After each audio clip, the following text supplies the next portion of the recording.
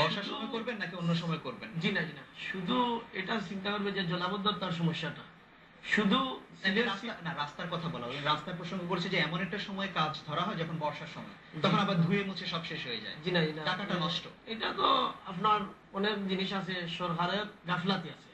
সরকারের বাজেটটা দেয় আপনার যে বৃষ্টির সময়, বর্ষার সময়।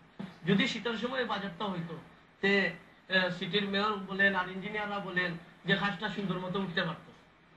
একদিকে বৃষ্টি হচ্ছে, একদিকে কাজ হয় রাস্তাঘাটে, তে রাস্তাঘাট টিকবে কিভাবে?